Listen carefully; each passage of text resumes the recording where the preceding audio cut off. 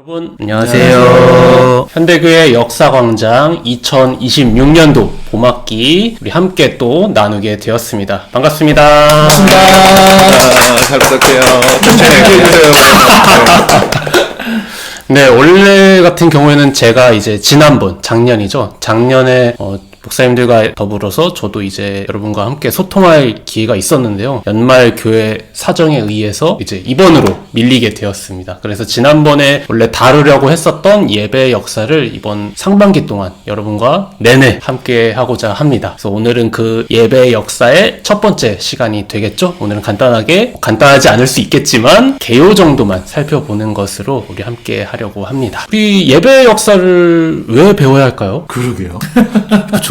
예배 역사가 사실 중요한가 싶기도 해요. 많이 좀 다루지 않는 영역인 것 같기도 하고. 그래서 그럼 가볍게 목사님들께 질문을 드려보자면, 사실 교회에서 예배를 제일 많이 드리는 사람, 이 세상에서 예배를 제일 많이 드리는 사람이 사실 목사님들이잖아요.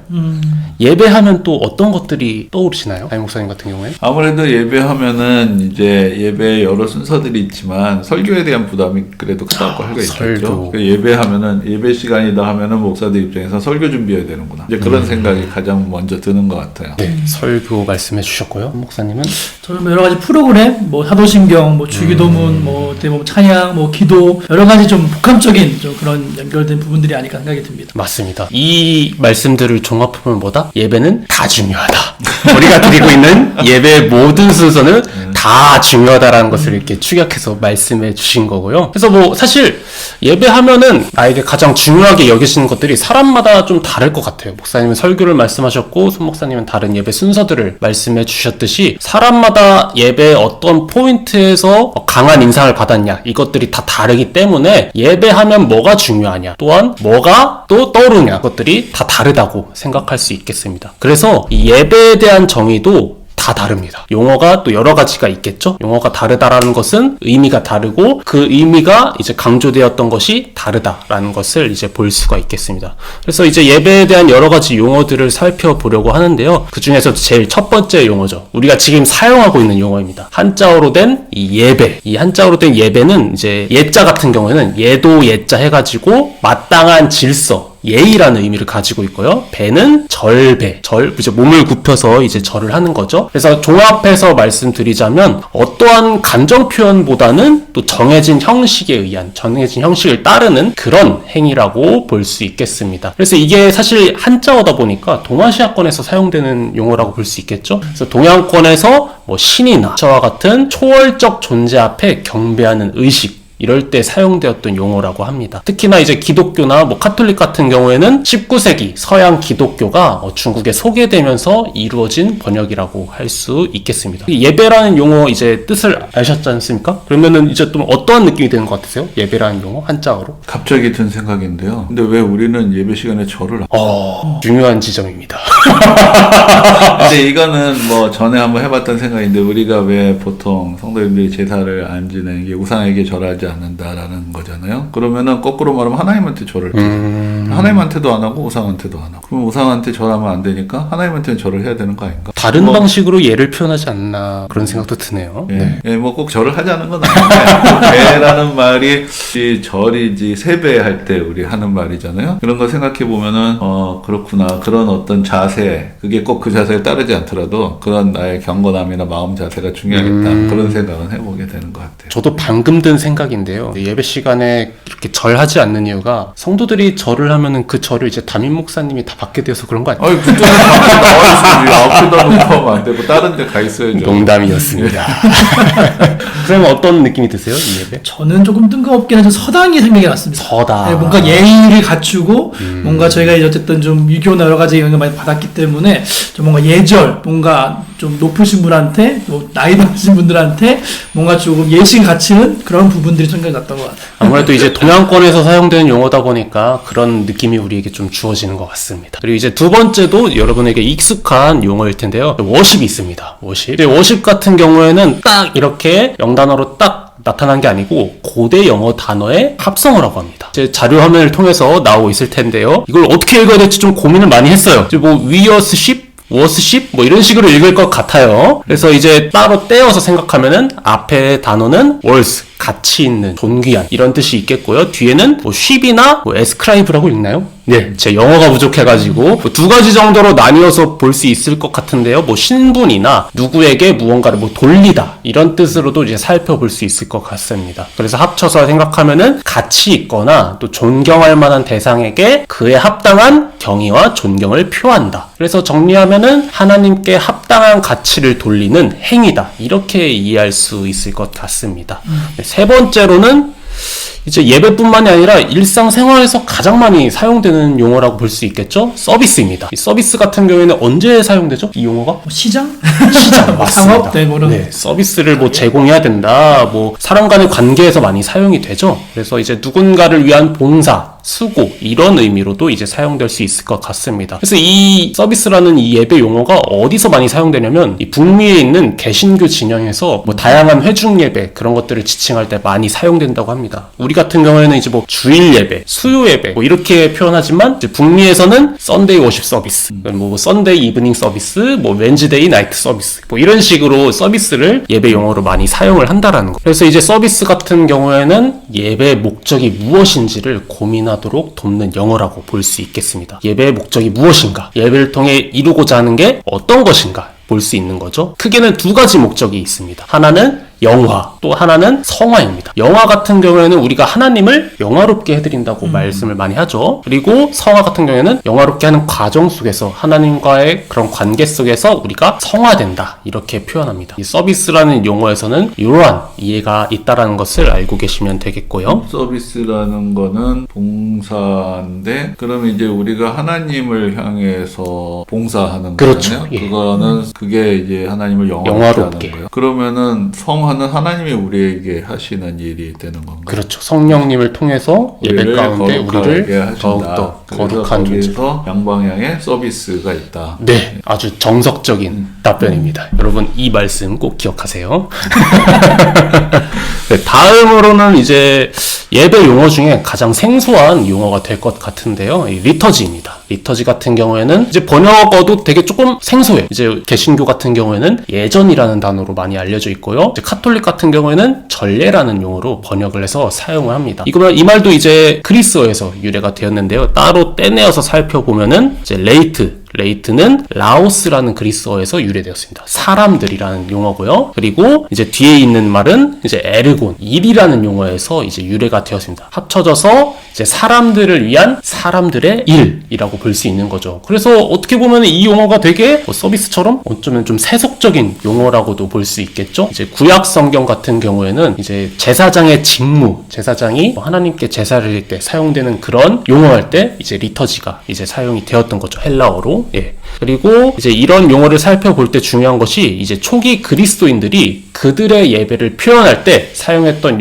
단어 중 하나가 이러한 리터지, 이런 용어를 많이 사용했다라고 합니다. 그래서 이 용어 같은 경우에는 사람들을 위한 사람들의 일이다 보니까 예배의 공동체적 또는 뭐 능동적인 측면에서 많이 이제 포커스가 있다라고 볼 수 있겠죠. 그래서 뭐 사실 이런 것들을 어떤 걸 선호하냐 여쭤보기 좀 그렇긴 하지만 어떤 용어가 마음에 가장 와닿으시나요? 근데 저는 어떤 용어라기보다 지금 이렇게 든 생각이 예를 들어서 이제 월십이라는 말이 사실 순수 영어 고대 영어에서요. 그런데 이제 영어에서도 여러 단어들이 있는데 사실은 뭐 라틴어나 헬라어에서 온 단어들도 있어요. 그러니까 우리가 지금 예배라는 말도 사실 한자어를 쓰잖아요. 그래야 조금 뭔가 우리의 고유어를 쓰는 것보다 한자어를 써야 격식이 있는 것처럼 느껴지는데 오히려 영어에서 이제 예배라는 게 가장 거룩하고 고귀한 행위인데 자기 고유어를 쓴다는 거예요. 월십이라든지 뭐 서비스도 그런 것 같고 리터지는 이게 그리스에서 온 말이니까 좀 다르지만 일상적인 언어에서 쓸 수 있는 그런 고유어를 쓴다는 거, 뭐 찬양 우리가 프레이즈 하는 것도 생각해 보면은 그것도 훨씬 영어 고유어에 가까운 것 같고, 그러니까 그게 한 기독교 문화가 훨씬 더 이제 좀 영어권에서 좀 더 내면에 깊이 들어왔다는 걸 보여주는 게 아닌가 그런 생각이 들어요. 어떤 외래에서 온 어떤 형식이 아니라 자기들의 어떤 토착 문화, 가장 자연스러운 감성하고 연결되는 단어들을 사용한다는 거죠. 근데 이제 우리는 아직 예배의 언어들이 한자어가 그렇죠. 많고 영어나 한자어를 쓰고 있지. 우리 고유 언어하고 고유어하고 토박이 우리말하고 이렇게 연결이 잘 안 돼 있단 말이에요. 그럴 때 보면은 그래서 사실 이거는 조금 뭐 사족 같은 얘기지만은 영어가 오늘날 기독교의 언어처럼 됐잖아요. 네. 근데 그렇게 될 수 있었던 게 이 영어나 그 근본적인 문화가 사실 복음하고 조금 더 깊은 차원에서 만났던 게 아닌가. 뭐 아무튼 오늘 보니까 좀 그런 생각이 좀 들었어요. 아주 좋은 지적입니다. 사실 또 진짜 생각해보면 우리가 예배라는 것을 표현하기 위해 사용하는 한국어가 사실 예배밖에 없는 것 같아요. 실제적으로. 손 목사님은 예배 용어 중에 어떤 게 좀 마음에 많이 남으시나요? 저도 다이어스는 비슷하긴 한데 조금 예배에 대한 우리나라의 고유어가 없다 보니까 또 계속 고민했습니다. 그러면 우리나라 말로 예배라는 단어를 한다면 뭐가 있을까 했는데 생각이 안 나더라고요. 높여드림. 높임, 섬김. 섬김. 섬김. 주일 높임이라고 이렇게 해달라고요. 높여드림, 주의 섬김, 뭐 이런 말들이 예배 용어로는 안 들어오잖아요. 그래서 그런 부분들도 같이 고민할 필요가. 아마 영국 사람들도 처음에는 라틴어 용어들을 썼겠죠. 그런데 이제 완전히 자기 고유어로 바꿔서 사용해도 누구나 다 이상하지 않게 받아들이게 되는 거 아니에요? 그러면은 우리도 예배가 우리 마음속에 좀 더 편안하게 들어오려면 그 예배 용어들을 조금 더 우리에게 친근한 단어들로 바꿀 수도 있지 않을까. 뭐 좀 그런 생각이 든 것 같아요. 저도 이제 여러분 이거 사실 되게 즉흥적인 촬영입니다. 그래서 계속해서 목사님도 그렇고 저도 그렇고 생각나는 것들을 자주 이렇게 말씀드리게 되는데 이제 사실 이제 오늘날 가장 큰 문제점이 젊은 세대의 복음화율이지 않습니까? 이런 것들을 고려했을 때 이제 예배란 용어도 젊은 세대에 맞춰서 새롭게 번역되는 작업이 좀 필요하지 않을까 하는 생각이 저도 들었습니다. 그래서 이렇게 예배에 대한 용어 여러 가지 용어들을 살펴보았는데요. 이렇게 예배에 대한 용어가 용어마다 갖는 의미가 다 다르듯이 예배를 어떤 것으로 보냐, 무엇으로 보느냐에 따라서 강조점이 달라집니다. 의미와 강조점이 이렇게 다르기 때문에 교회는 시대마다 어떤 것을 예배했고 예배를 무엇으로 이해했고 또한 어떤 것을 중심에 두었는지 살펴보는 것이 중요하다고 볼 수 있겠습니다. 이것이 이제 예배의 역사를 알아야 하는 이유가 것 같습니다. 그래서 오늘은 이제 간단하게 예배 역사 이제 오리엔테이션 격으로 여러분과 함께 나눴기 때문에 길게 가진 않을 것 같고요. 그래서 이제 앞으로 예배 역사에서 계속해서 살펴볼 건데 구약, 신약 그리고 이제 시대별로 어떻게 예배가 달라졌는지를 여러분과 함께 나눠볼 겁니다. 그런데 시대별로 나누되 그냥 나누면 뭔가 난잡하고 정신이 없을 것 같아요.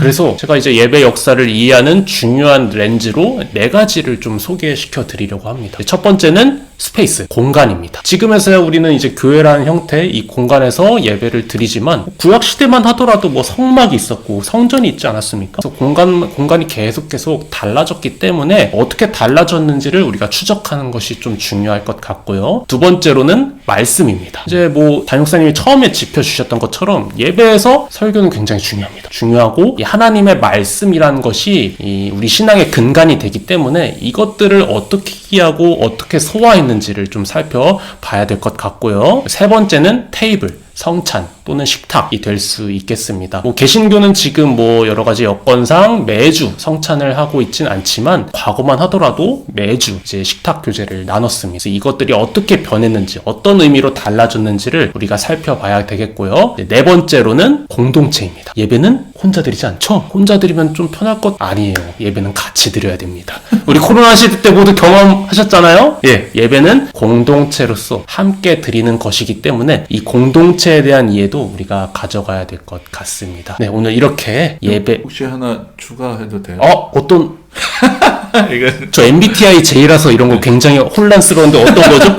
아니 이거 각본에 없던 건데 내가 이거 보다가 갑자기 느낀 건데 처음에 이제 우리가 그 예배에 대해서 어떻게 생각하냐 했을 때 뭐 제가 설교라고 얘기를 했지만 사실 또 예배의 중요한 요소 중에 하나가 일종의 종합예술이라는 차원 같아요. 그러니까 그게 이제 공간이라든지 공동체 이런 게 나 혼자 집에서 앉아서 드리는 게 아니라 함께 모여서 한 공간에 있음으로 할 수 있는 중요한 요소 중에 하나가 음악이 음악이라는 생각이 음악. 들었어요. 예배 음악이라는 거. 그런데 그거는 굳이 카테고리를 만들지 않아도 뭐 공간과 음악 사실은 아주 상관관계가 있고 중세 예배 공간은 사실 음향적인 게 되게 중요했잖아요. 그리고 공동체 함께 모여서 이제 개인이 부르는 게 아니라 회중이 찬송을 부르고 하는 부분들, 그러니까 어떤 교회 음악에 대한 이야기가 또 같이 조금 어우러지면 오늘날 예배하고 또 많이 연결이 되지 않을까 그런 생각이 잠깐 들었습니다. 긍정적으로 검토해 보도록 하겠습니다. 네, 여러분, 오늘은 이렇게 예배 역사 첫 시간 이렇게 간단하게 개요를 살펴보는 것으로 이제 마무리해 보도록 하겠습니다. 여러분, 이제 오늘 함께 해주셔서 감사드리고요. 우리 다음 주 이 시간에 뵙도록 하겠습니다. 감사합니다.